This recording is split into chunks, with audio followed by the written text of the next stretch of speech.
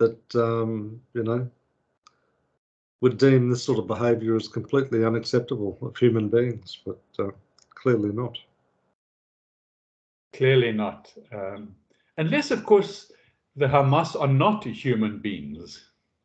Well, that's a possibility too, isn't it? Yeah. I guess that could be a possibility. And along go the other sort of terrorist states as well. Iran's done some horrible things. Not now, but previously or historically. Yeah. So I'm not sure. Nobody knows what's going from here. No. With Russia going on with Ukraine, and I thought differently when Russia first attacked Ukraine, because they were attacking laboratories that were making warfare chemicals and things on behalf of the West. But they just haven't stopped now. I don't know. Yeah, there's certainly neither of them, by the looks of them, are, well, certainly the Ukraine's not, as I say, an isolated conflict. It's definitely full-blown warfare, isn't it? So. Yes, it is, and it's interesting that America is, I don't know, it's. I thought they were sending armaments, but what I read yesterday was that they want to stay out of it. What have you heard about America and Iran? The Ukraine. Yeah. I mean, to do with Ukraine. Sorry. Yeah. Yeah. Well, I haven't read closely of it, but my assumption was that they were just sending weapons, and support for them, like military support. But yeah, I don't think they've officially got any troops on the ground over there. But that's needless to say that they might have special forces or something over there. But yeah. And it's a very different sort of war, isn't it? Like with all this drone technology and that sort of thing. It's sort of interesting. Like some of the drones, I see that they're made out of cardboard. Okay. Yeah. And just so that they can't be detected by radar. So you just. Is that the reason? Okay. Yeah. So they're virtually invisible, apparently. Yeah. So. Yeah. Very different, I don't know why I sort of thought it, but like when we've sort of talked previously about, what a next conflict would be like, I just assumed it would be like, knock out the internet and knock out essential services and, but like this just brutal mass killings. You just sort of think, well, what does that do, Yeah. It's all they know.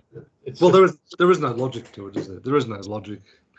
Well, not that I can see anyway. I can't see how you could justify it. Yeah. And it seems that Israel is getting a lot of backing from the traditional allies, big time. Okay.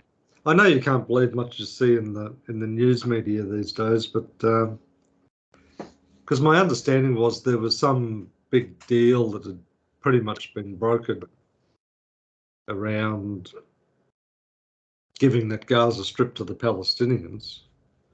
Yeah. And Israel agreed to provide water and power and all that sort of stuff to that state. And I think the effect of the agreement was it would basically make Hamas irrelevant, because the disputed territory sort of thing was pretty much being resolved. But then out of the blue, this sort of starts, and everything unravels very quickly, doesn't it? You know. So. Yeah. But I see, talking about water and power and so on, that Israel has cut off all that power to Well, God. that's right. Yeah, they control it, so they can do what they like with it. You know. So, yeah. I just hope that Israel are humane as far as, the people not in the conflict. Okay. Yeah. Well, and that's always the horror of war, isn't it? Is the innocent, isn't it? Yeah. Mm. It was interesting. I've just sort of mentally earmarked it to perhaps read tomorrow. There's some people in Australia who are backing Hamas and congratulating them. Yeah, well, there was a protest down in Melbourne. Tell me about it. I haven't read about it yet. Yeah, I know there was a big protest. Was it in Melbourne? No, it was in Sydney. It was in front of the Opera House. In front of the Opera House it was. And they were burning Israeli flags, and it was getting all violent, and there was all these obscenities being chanted about Jewish people, and it was really quite out there. Is that so? Mm. And number-wise, Quite a large number. Yeah. that's so. Mm. Oh, wow. And talking about Australia and the yes and no voters clashed as well. Huh? Yeah.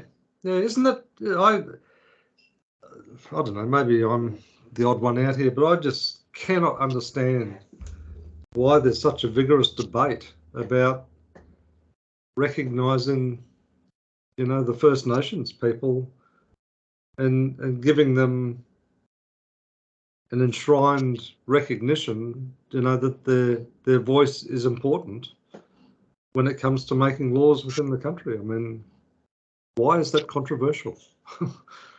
Well,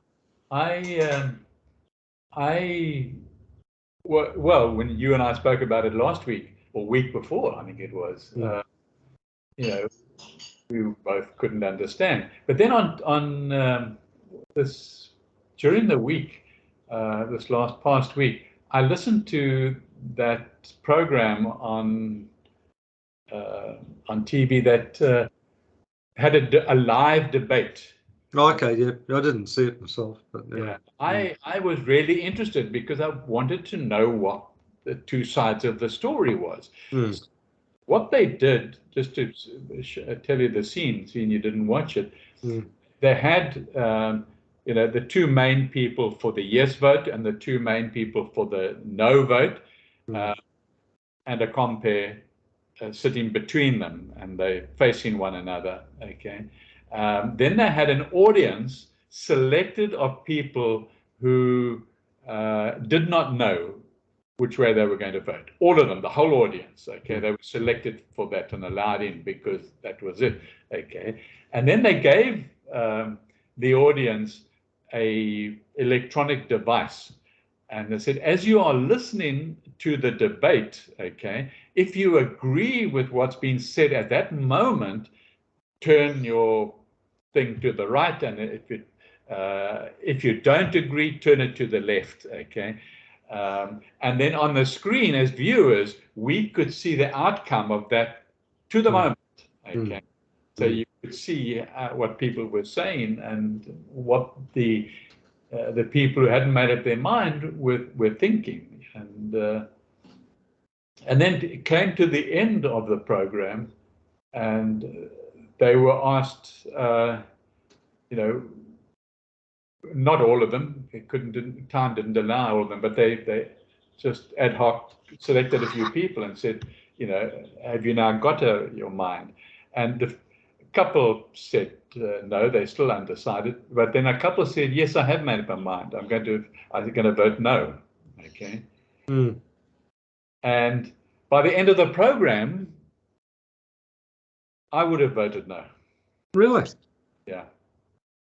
It was that interesting. Okay. They really, the no vote, have a point. Okay. And what is that point? Well, okay. Let me tell you what the point is. I don't know how briefly I can say it, but let me see what I can try and bring the highlights. The no votes were saying they've the Aborigines have, I forget how many, I think 11, or I don't know what it is, but a disproportionate amount of people in Parliament, okay, compared to their numbers, okay. So they've got more people in Parliament than they've ever had before, okay. And the no voters saying, what's happening, okay. And the no voters were showing that, kids are still being, Aboriginal kids are still being killed in prison and put into prison and so on, despite numerous letters to politicians and to Parliament asking not for that to happen. It's all been ignored. Okay, and the yes voters were saying, no, but once we're in advisory, they will ask us advice. I said, you're there now to not only give advice, but to actually make a say at the moment, and nothing is happening. It's not working. Okay, the system of putting something in a constitution is just some way to satisfy a group of people who are not, who are quite happy to be patted on the bum and say, off you go, and good boys and girls, okay, we've got you covered, okay. And the no vote is saying that's not good enough, okay. First of all, we don't want a hierarchy of King Charles, okay. We want one people, and that's all Australians to be one people. We don't want a separate section in the Constitution where we trying to get some sort of, what? And they said, no, there's just one nation, and that's all of us, all Australians, black, white, Indians, whoever are here, need to be just under one flag, one constitution, and not some gesture made to please the Aborigines. Okay. I think that's sort of missing, my understanding, missing the point completely. In terms of the issue of one nation, I think both the yes vote and the no vote are united on that. I think where they differ on it is how you achieve it. And my sense of it is, well, the reason that I voted yes is because voting no is basically a vote to do nothing, and the status quo is not okay. Not okay at all. Yeah, I understand that. It's and I think, like, it's very easy to sort of dive down into the minute detail, but I mean, I think this is a much more important issue in my mind, because, to be honest with you, Michael, I mean, in one sense, what rings in my ears as well is that I think that, personally, I think that the sentiment which the no vote stands on, like the foundation of that stands on, is symptomatic of the complete and utter nonsense that you yourself have experienced in trying to be a part of the Australian community. And it's not okay. And it's not the fact that you've got white skin or black skin or whatever. Yes, we do want to be one nation, but by doing these sorts of things, it's not okay. It's just not okay. And is it a silver bullet that's going to fix all the wrongs of the past? Absolutely not. But my sense of it is it's a step in the right direction. But I mean, that's just my personal view, Yeah, but it's both ours now, but we, unless we discuss it and talk about it, we can't get the other person's point of view, And, no, exactly right. And those sort of TV debates, I mean, that's just like you know, reality TV, isn't it? You know, Yeah, it is.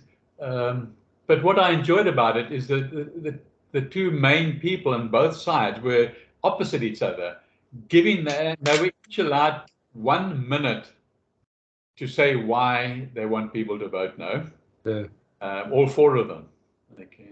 You know, the thing that sort of irks me, but again, this is just a personal thing for me, is, you know, here I am, a white, well, I'm no longer middle-aged, you know, man, who for some reason thinks, this is not my thinking, but you know, this is the generalization, right? You know, that there's this white person who thinks that they should have a say about, you know, First Nations people and the issues that they're confronting. It's almost smacks to me, and again, I have, you know, my own view of this, is that it smacks to me as almost like a Roman Caesar sitting up in the grandstand saying, "Oh, well, we give it to him, or we won't give it to him," you know. Yeah. You know, it just doesn't sit well. Good analogy, yes. Yeah, it just doesn't sit well, and yeah, you know, and I just think, that's, you know, if your words are really, you know, your words around, you know, one cohesive nation, supporting each other, strong sense of community, you know, values that rule, you know, how we as a people operate and where we want to be in the future, and as a global citizen, you know, that's valued and responsible, then that sort of behaviour to me is just says everything that it's not. yeah. But you know, and I've sort of had this view for a long time in the sense that, you know, one of the challenges of living in Australia is that you're living on an island. You know, you can't drive to your neighbour's place. You know, and I think that living on an island, even though it's a big island, is, you know, there's some downsides associated with that, like, you know, being in tune with people who are different than you. Yeah. I mean, I can remember as a child growing up, you know, through the end of the Vietnam War, when there was a lot of refugees from Vietnam. You know, there was a lot of resistance to those people coming to Australia. A lot of resistance. A lot of resistance, you know, and then, you know, yeah, I don't know, it's just, you know, it's not what I think is important in terms of, you know, reaching out and helping those around you, you know. So yeah. And we've got that also with the refugees. I call it the climate change refugees. Yeah, exactly. Yeah. North Africa, okay.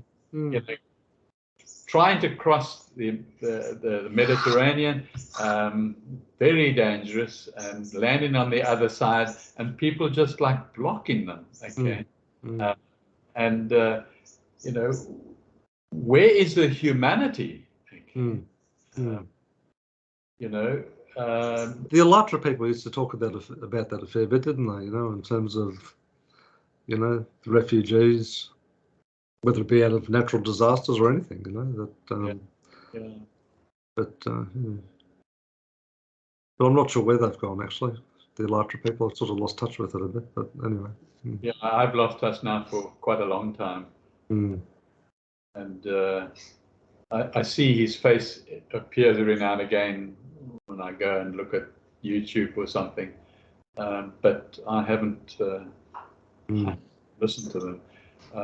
Well, ever since the start of the conflict up in the Ukraine, which was, I guess, their home base, really, wasn't it? You know. So, yeah. I got a feeling that they've kind of relocated to like the Middle East, but Uh, because remember there was a couple of guys that was his name Sergi or something. He was based in Dubai, I think. yeah. So Yeah. I've got a feeling that they might have relocated some of that into there, perhaps during the conflict. I'm not sure. Yeah. Yeah. And some of them were in Russia. That's right. Yeah.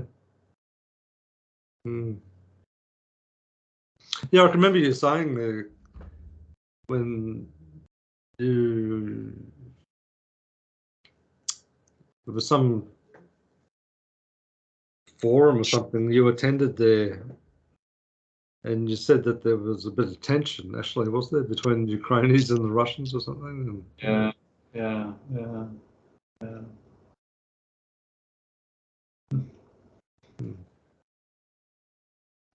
Interesting times, but Yeah, it is interesting times.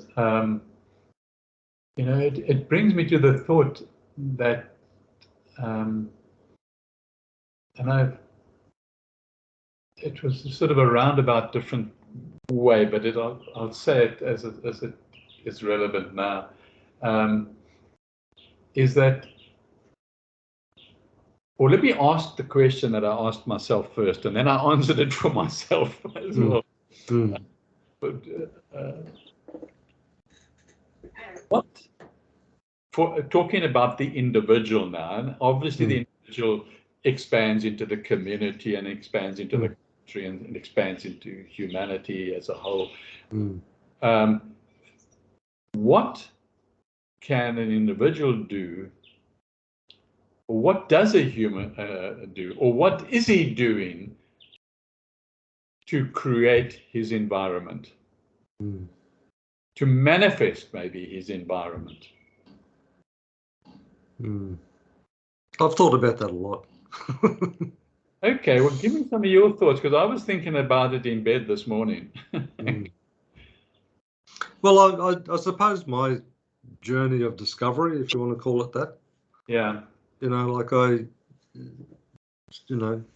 along the way, I sort of formed views about what I thought was right and wrong, I guess. So it did become like a right-wrong thinking, sort of sitting on a platform of morality, probably. But then as I continued to ponder that, the question arose for myself was, well, what was my deepest desire? What did I really, really want as a person? So that really deep desire. And I think the more that I pondered that, the more that I realized that lots of those surface thoughts around right and wrong, floating on the surface of the water, were standing on a foundation of self-centeredness. Of what? Self-centeredness. Okay. Yeah. And it wasn't until I really started to think about how that self-centeredness was showing up in my life that, the penny sort of dropped for me to sort of say, well, if you just put yourself aside for a moment and think about others and their needs and how you might be able to, alleviate their suffering or, use your skills and expertise in a way which, manifestly helps others, then that's a really, really different way of thinking about and acting towards others than being focused on the I. What do I want? Yeah. What right do I have to say what's best for Michael? But what I can do though is see you know, and talk to you about, you know, the issues that are confronting you, you know, the good, the bad, all that sort of thing, from your perspective. And then the question becomes really simple, is about, well, how can I alleviate that suffering or contribute to, you know, making your place on this earth, you know, better. So in effect, I just take myself out of the equation, in the sense of, Sure, what's the focus and motivation, you know? Yeah. If that makes sense. Yeah. It's an angle. What I was to answer that question for myself, I was saying, you know, it's about the individuals or the nation's consciousness. Oh yeah, exactly. Yeah. Yeah. Mm. And so, you know, the individual's consciousness makes up the nation's consciousness. Collective consciousness, yeah. Yeah.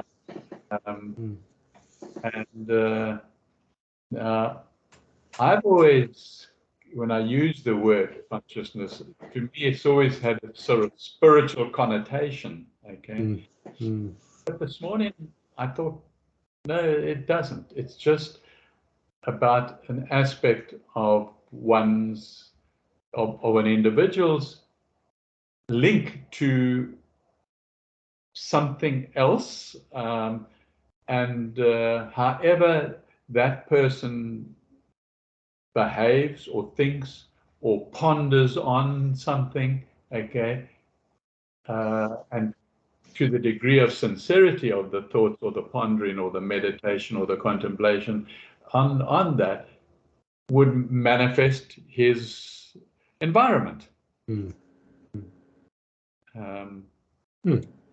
So if you've got a nation that hates another nation, that's their consciousness. It is, yeah. Okay. And so what does it manifest? That anger, that they want revenge, they the just violence, man. They want the violence. Okay. Yeah. So they get it. Okay. And the same goes, I mean, even if you take Israel's side, okay, you know, obviously from our perspective and from most other people like us, you know, because we support Israel, okay, but it doesn't make we can't look at their consciousness and say, well, you know, that's any different necessarily to Hamas's consciousness. No, absolutely not. I mean, and I think that's the slippery slope when you sort of say, you know, is it chocolate or vanilla, you know? Yeah. Because if you say it's ice cream, then it's ice cream, you know? Yeah. But there'll be elements in there like, you know, that your level of consciousness and hopefully my level of consciousness has evolved to such a state that we can see that, you know, when there's the forces of a dark spirit are at play, it's manipulating usually quite a small number of people, but impacting quite a large number of people. You know, so and you know, to use that specific example which is unfolding before our eyes now, is that if our concern was for humanity, then it doesn't matter whether you're an Israeli or a Palestinian.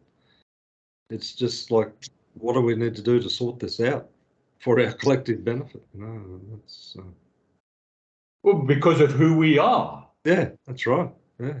Not necessarily for anybody's benefit, for who we are. We don't think any differently. We don't want any difference. Well, no, I mean the scriptures tell us that we were. You know?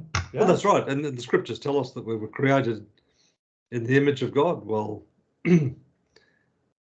my experience of God in my life is not one based on violence and division, that's for sure.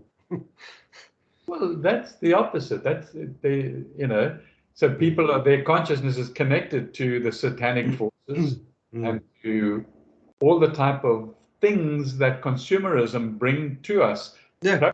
Via the satanic forces, okay, the collective. But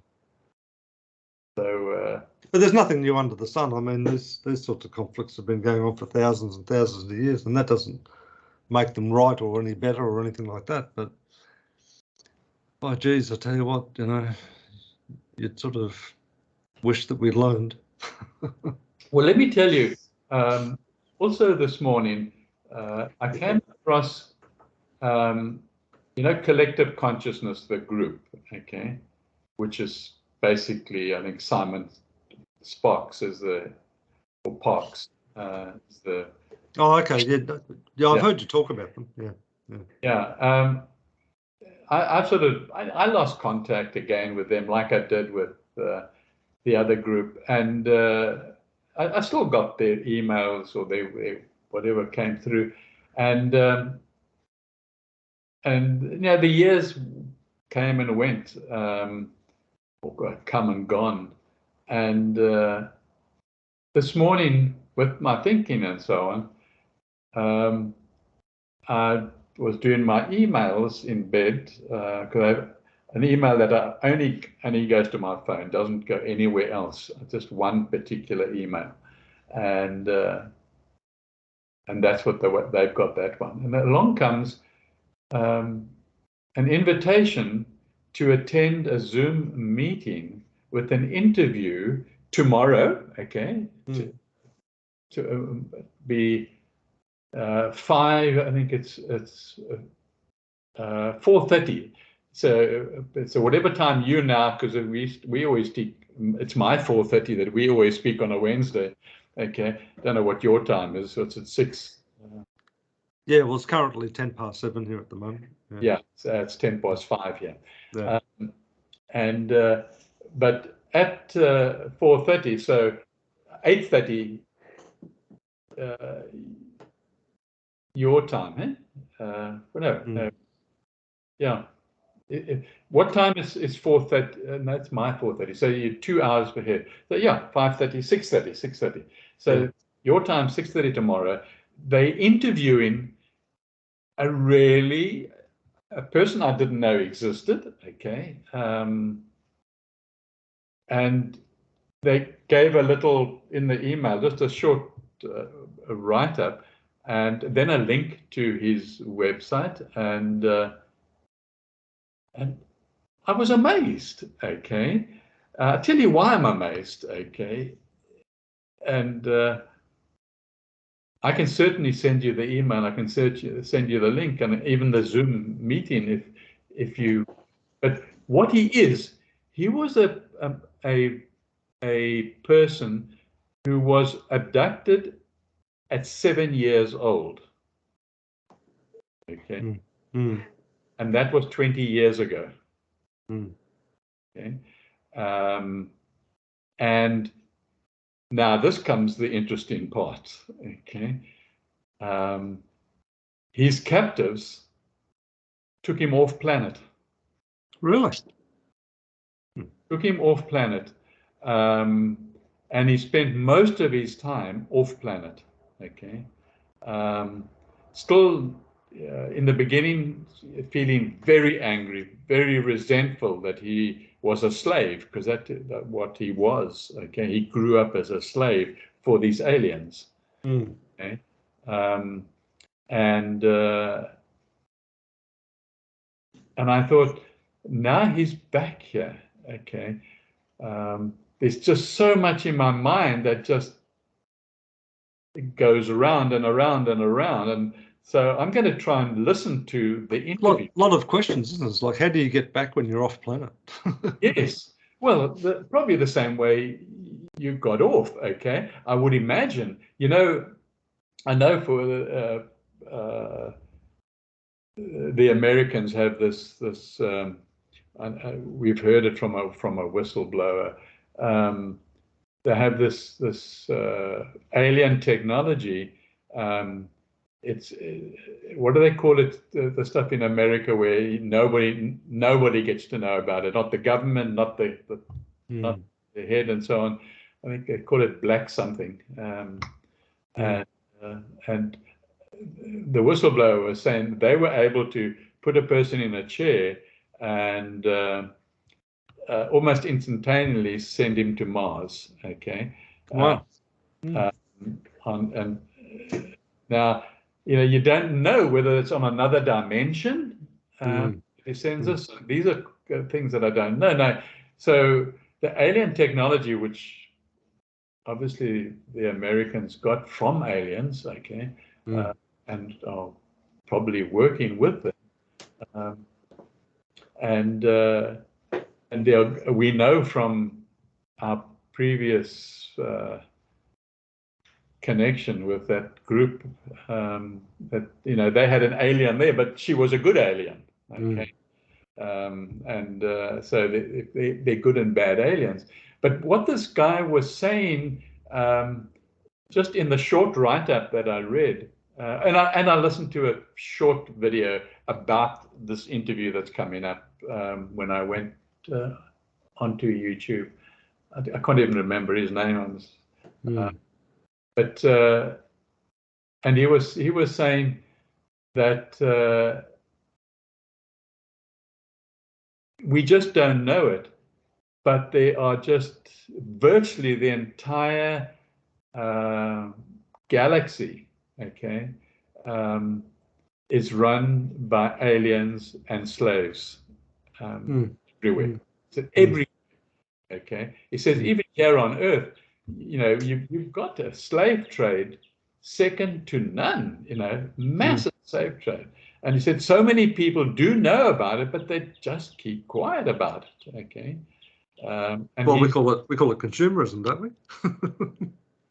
Yeah, I think it's more than that. He talks about underground, and he's here in Australia. I don't know if he is an Australian or not. That wasn't relevant to find out.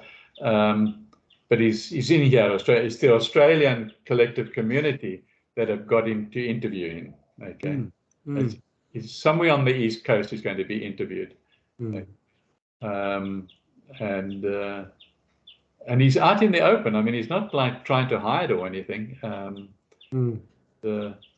So I don't know if you want me to send you the link or maybe the website and so on. Yeah, sure. Let's have a look at it. Yeah, then maybe we can listen to it, and then it might be a whole nother perspective of things that I'd forgotten about, quite honestly. Yeah, well, I mean, that's the thing, isn't it? I mean, we're quick to put labels on things, but maybe an alien and an angelic being are the same thing. Who knows? So yeah. Which, changing the subject, I think we need time for lighten the mood, so we don't cry ourselves to sleep.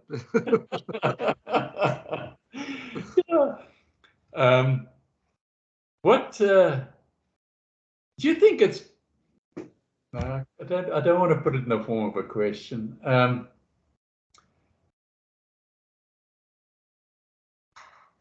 I asked myself.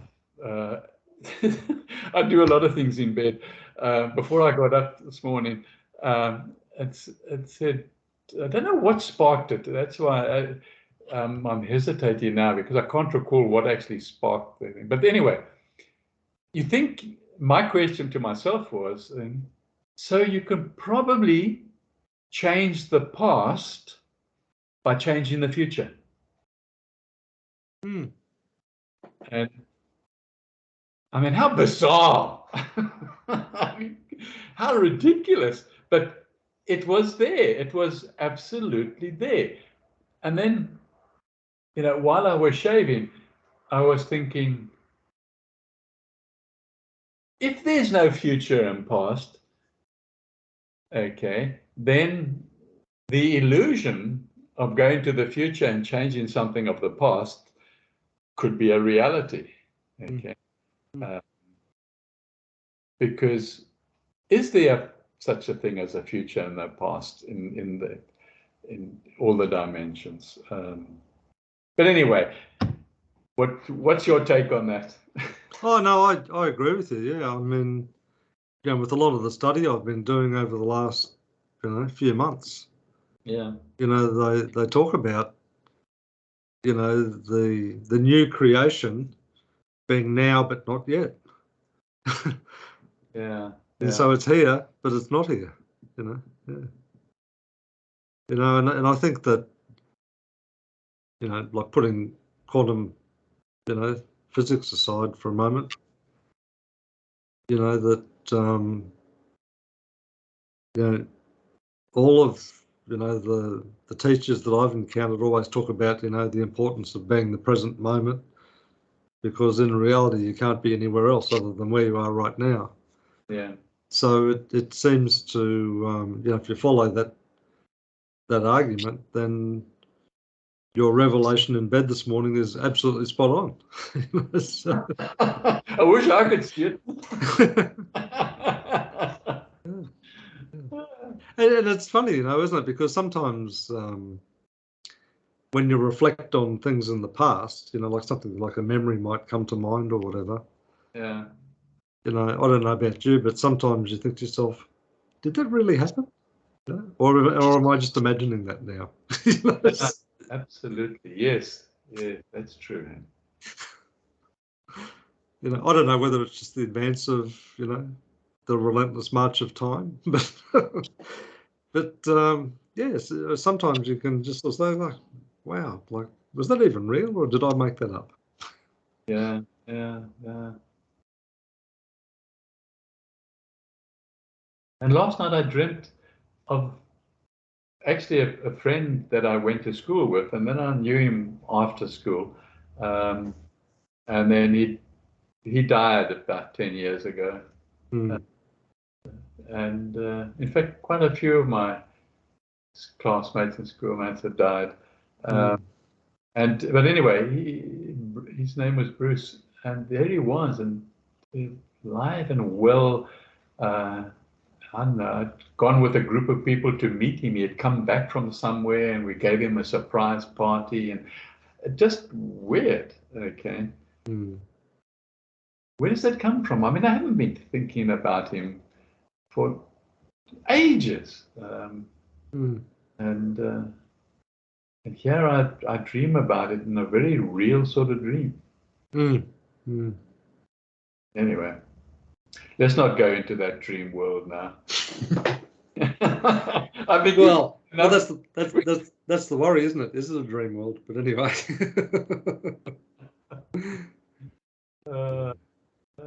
But I think that they're important things to ponder, and whether you do it in bed in the morning or in front of the mirror while you're shaving or elsewhere, it doesn't matter. But I think the important thing is the fact that you do it. So. Yeah.